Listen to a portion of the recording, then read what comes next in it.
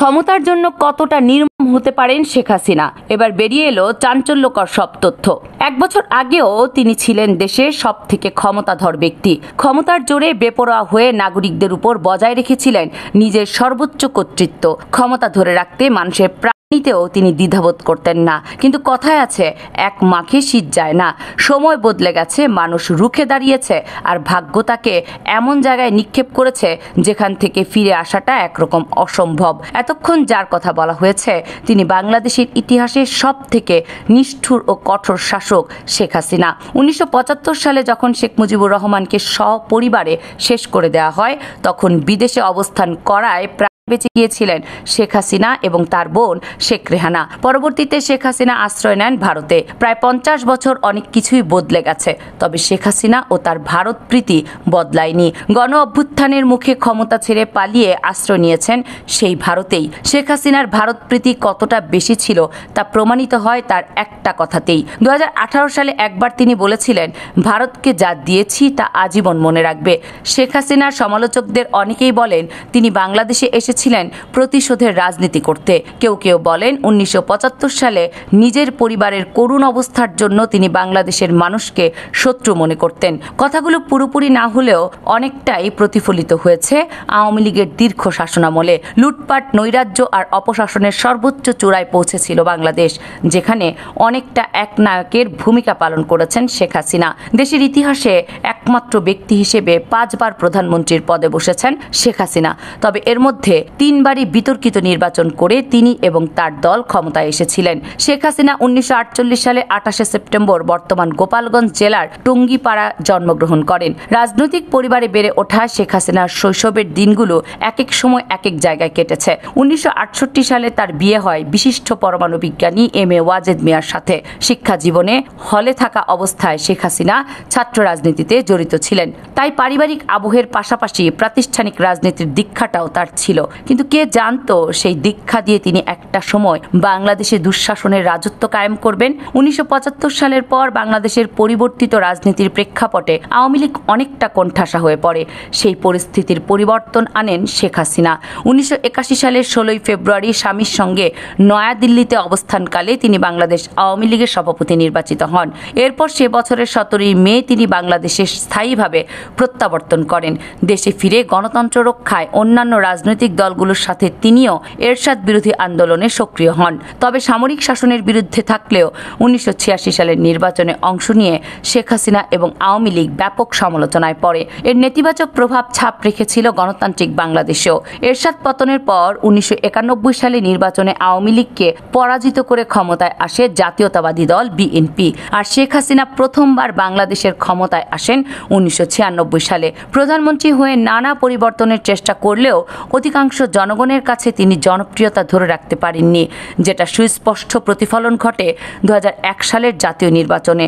সেবার পুনরায় ক্ষমতায় আসে বিএনপি। এরপরে 7টি বছর দেশের রাজনৈতিক অঙ্গন ছিল অনেকটাই অস্থিতিশীল। 2007 সালে ফখরুদ্দিন আহমেদের সেনা সমর্থিত তত্ত্বাবধায়ক সরকারের আমলে শেখ হাসিনাকে জেলেও যেতে হয়। তবে নানা বাস্তবতায় 2008 সালে আওয়ামী লীগ ক্ষমতায় আসলে তিনি দ্বিতীয়বারের মতো প্রধানমন্ত্রী হন। সেটি ছিল বাংলাদেশে অনুষ্ঠিত সর্বশেষ অংশগ্রহণমূলক নির্বাচন। দ্বিতীয়বার ক্ষমতায় এসে দেশে অনেকটা একনায়কতন্ত্র প্রতিষ্ঠা করেন শেখ হাসিনা। পিলখানা হত্যাকাণ্ড, তত্ত্বাবধায়ক সরকার বাতিল করা, শাপলা চত্বরে নির্মমতা, সর্বোপরি ত্রাসের রাজত্ব সৃষ্টি করা তার গ্রহণযোগ্যতা কমাতে এগুলোই যথেষ্ট ছিল। পাশাপাশি দুর্নীতির পাহাড় তো ছিলই।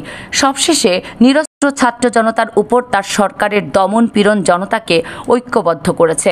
তবে শুধু কোটা সংস্কারের দাবি নয়, করোনা পরবর্তী সময়ে দ্রব্যমূল্যের ঊর্ধ্বগতিতে জীবনযাত্রার বাড়তি ব্যয়ের কারণে ক্ষুব্ধ ছিলেন সাধারণ মানুষ। মূল্যস্ফীতি আকাশ ছুঁয়েছিল, ব্যাপক ধস নেমেছিল বৈদেশিক মুদ্রার রিজার্ভেও। 2016 সালের পর বিদেশি ঋণ দ্বিগুণ হয়েছিল।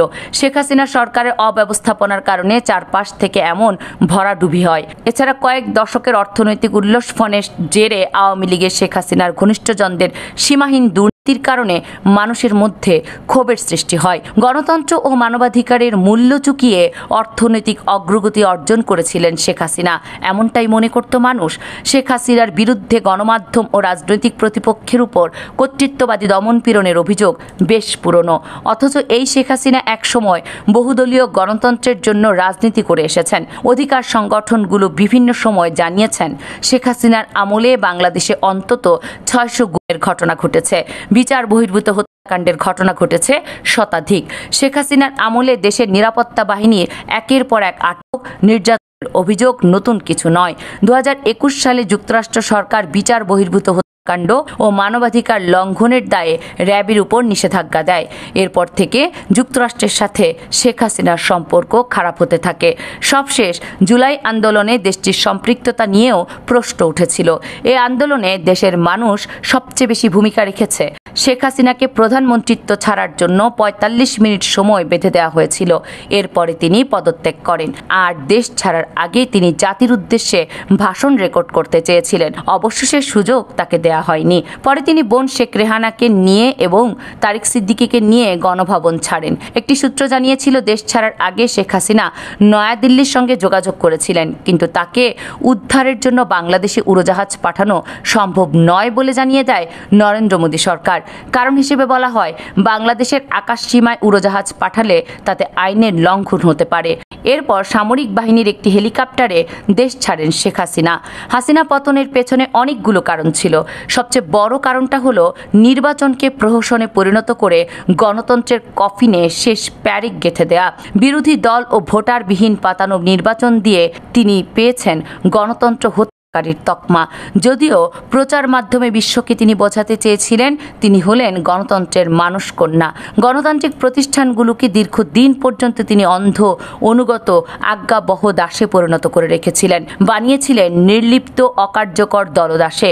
এরপর আছে বিচার বিভাগকে নিজের ও দলের সুবিধা মতো পরিচালনা করা। আইনের শাসনের অবলুপ্তির ঘটনাও অন্যতম। দ্রব্যমূল্য বৃদ্ধি রোধে চরম ব্যর্থতা, যার দরুন সর্বত্র হাহাকার সৃষ্টি হয়েছে। এছাড়া ছাত্রলীগের অতি সক্রিয়তা ও অবাধ্য রাজনীতি। আরও আছে আর্থিক খাতে চরম লুটপাট, ব্যাংকিং ও শেয়ার বাজারকে পুরোপুরি ধ্বংস করা, আর্থিক প্রতিষ্ঠানে লুণ্ঠন রাজ ও বড় বড় লুণ্ঠনকারী তথা আর্থিক দেউলিয়া সৃষ্টি করা।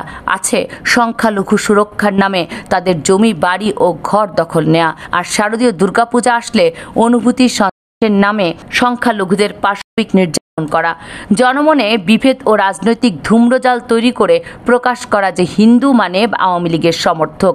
ইতিহাস ঘাটলে দেখা যায়, আওয়ামী লীগের শাসনকালে হিন্দুরা সবচেয়ে বেশি নির্যাতিত হয়েছে, বরং হিন্দুদের ব্যবহার করে অপকৌশলে ছিনিয়ে নিয়েছে পার্শ্ববর্তী দেশগুলোর সহযোগিতা ও সহমর্মিতা।